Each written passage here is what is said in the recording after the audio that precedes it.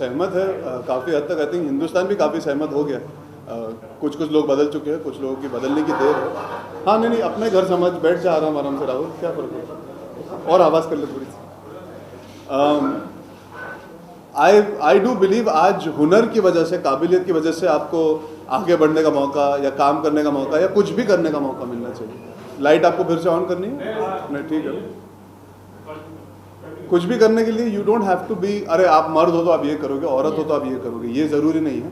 Selection हुनर पे होना चाहिए, काबिलियत पे होना चाहिए। And even if you want to be a homemaker, ये नहीं कि ये सिर्फ औरतों का काम है। अगर मर्द हाथ बटाना चाहे तो इसमें कोई ख़राब बात नहीं है। हिंदुस्तान में क्या कई बार होता है, लोग एम्बैरेस होते हैं ये बात की बातचीत करने में, क्योंकि सोसाइटी कहता है नहीं लड़कों को नहीं करना चाहिए। मैं ऐसे लोगों को जानता हूँ जो हाथ बटाते हैं और बाकायदा पूरा घर संभालते, बच्चों को भी संभालते हैं, जब बीवी अच्छी खासी कॉर्पोरेट नौकरी कर रही है।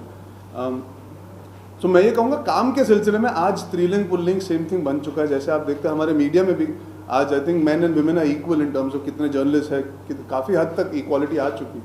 But when we talk about working is fine, but not house related job, I mean because of work and that. उससे कितने सहमत, because there is a very small percentage I think. But small percentage का मतलब ये नहीं कि उन्हें अहमियत ना दी जाए ना। अगर वो माइनॉरिटी है इसका मतलब ये थोड़ी ना कि नहीं, वो ज़रूरी नहीं है। उनके भी इमोशन होते हैं, उनकी भी फीलिंग होती है, उन्हें भी दर्जा देना चाहिए, उन्हें उनकी भी रिस्पेक्ट करी जानी चाहिए। So every man that runs a home should be given that due, because home making is a very difficult job है। हमेशा कहते हैं ना घर पे बैठी रहती है, वो घर पे बैठती नहीं, वो घर बनाती है, संभालती है, ताकि आप सब बाहर जाकर अपनी ज़िंदगी के जो ख्वाब है वो पूरे कर सके। वो बहुत सैक्रिफाइसिंग प्रोफेशन होता है, इट्स अ जॉब बाकायदा।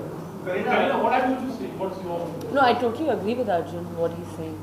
It's very right that you have to respect a homemaker. हम लोग we just take it for granted कि अरे घर पे कुछ housewife है and she's not doing anything. But I think that is what she has the main core to make a man happy, to set up a home. It's a lot of things that are required, I mean, to just build a happy and healthy house. Kareena और अर्जुन, आप दोनों के अनुसार film की USP क्या है? Concept, जो idea है, जो फिलॉसफी है। आई थिंक मैं ये मानता हूँ बहुत काबिल डायरेक्टर है बाल्की सर, जिन्होंने ऐसा आइडिया चुना है, क्योंकि वो अच्छी तरह इसे दर्शा सकते हैं। It's very important to have the correct director with the correct material also sometimes. तो यूएसपी है, उन्होंने मैं दुआ करता हूँ हम दोनों भी यूएसपी हो पिक्चर की, बिकॉज कॉन्सेप्ट यूनिक है, कास्टिंग भी यूनिक है, और नई एनर्जी, नया सुर है पिक्चर का, तो होपफुली लोग एंजॉय करेंगे। How are you teaching the title? In fact, like we've seen Balki was something very different. Title didn't come. Then it was Chini Kam was something very different. Then Shamita, here also Ki and how do you see the title of the film? In fact, curiosity बढ़ती है ना, लोग जानना चाहते हैं की एन का क्या होता है। तो की एन का हिंदी में हमेशा होता है ना, नौकरी की जाती है, तो मतलब वो स्त्रीलिंग हुआ। घर चलाया जाता है या बनाया जाता है तो वो पुल्लिंग हो गया। तो की एन का हमेशा वो सेग्रीगेशन ले आता है सोसाइटी में, सोच विचार में। बट हमने फिल्म का नाम की एन का इसलिए रखा बिकॉज लड़की और लड़का, we wanted that to be a talking point in the film, because की एन का के वजह से बहुत सारी प्रॉब्लम्स आ जाती है। लैंग्वेज का फ़र्क होता है, उससे काबिलियत का फ़र्क नहीं पड़ता।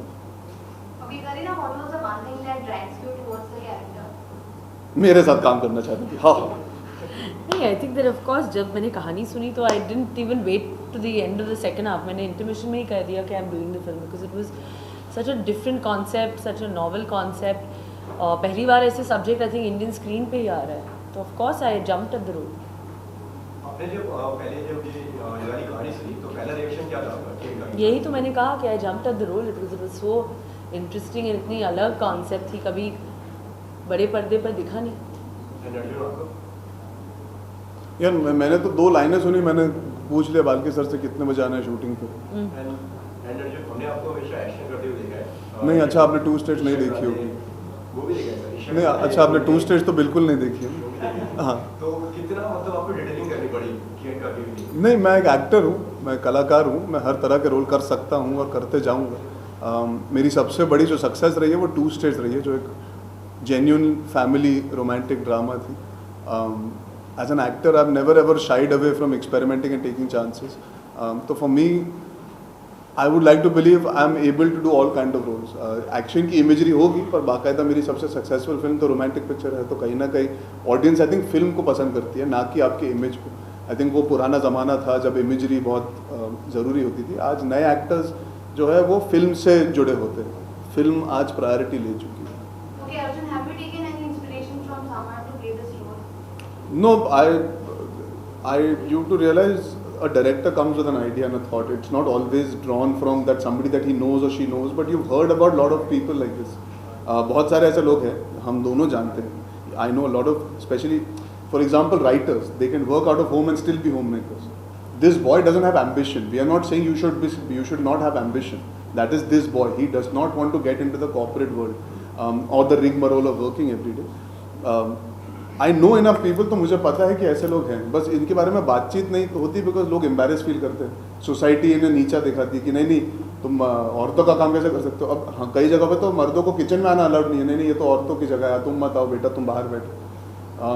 तो ऐसे सोच विचार की धारा बहुत है. इसीलिए ये फिल्म हमने बनाने का फैसला लिया because it's a nice twist. It's a fun positive twist on that. ना कि कोई इंस्पिरेशन एक इंसान देखा जिसकी वजह से ये कहानी लिखी. करीना, खाना पकाना कहते हैं कि it's like a women's job, but then you always feel like कि men are the best cooks actually. You agree to that? I सब- think so.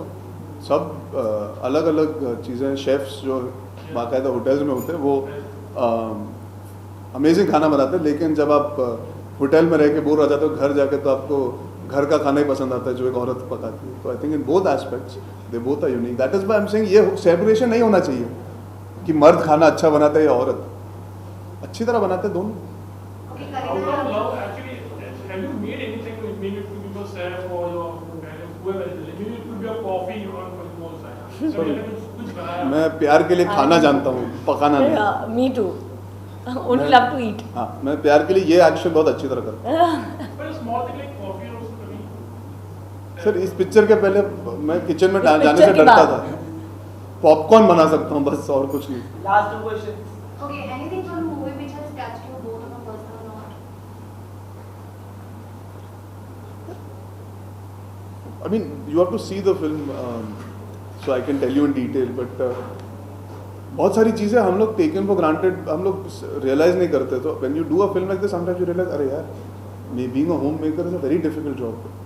In fact, पूरा दिन खत्म हो जाता है, आपका काम फिर भी चलते रहता है. You are the first to wake up and last to sleep. So when I did the film, I realized, यार, even I am maybe one of those people that didn't realize कितना मुश्किल होता है घर संभालना, एक घर बनाना.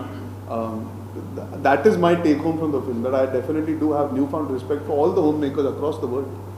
Would you like to talk something about the high song impact? You know that you wore a. जी जी जी. करीना कपूर को इम्प्रेस करने की क्या क्या नहीं करना पड़ता. ये नॉर्मल चीज़ों से इम्प्रेस नहीं हो रही थी, मैंने हील्स पहनने का फैसला किया. नहीं, वो गाना ऑलरेडी काफ़ी सक्सेसफुल था पहले भी. जब जैज़ धामी और हनी सिंह ने निकाला था 3 साल पहले, we found it very apt for the film. Balki sir ने ये फैसला किया कि करीना नहीं, मैं हील्स पहनूंगा. तो I think it's nice to sometimes use a visual to create curiosity and get the message across. हमेशा हम कहते हैं ना, एक फोटो से आपको पता लग सकता है पिक्चर के बारे में. तो ये 2.5 मिनट के गाना देख के आप समझ सकते हो कि हमारी फिल्म किस विषय पर आधारित है. You become very used to also you donate in one of the award function also. वो मैंने जानबूझ के किया था ताकि आप सब यूज टू हो जाओ मुझे हील्स में देख के. मैं तो यूज टू हो चुका था, बट मैं चाहता था कि सारे जो लोग हैं जो मुझे देख रहे हैं, they should not find it shocking when they see the song come out. तो I think it was an, I did it in fun. I just thought, हमेशा औरतें हाई हील्स पहन के जाती है ना, तो इस बार मर्द कर दे रहे. Thank you guys. Thank you. Thank you. जब मैं खाना खाता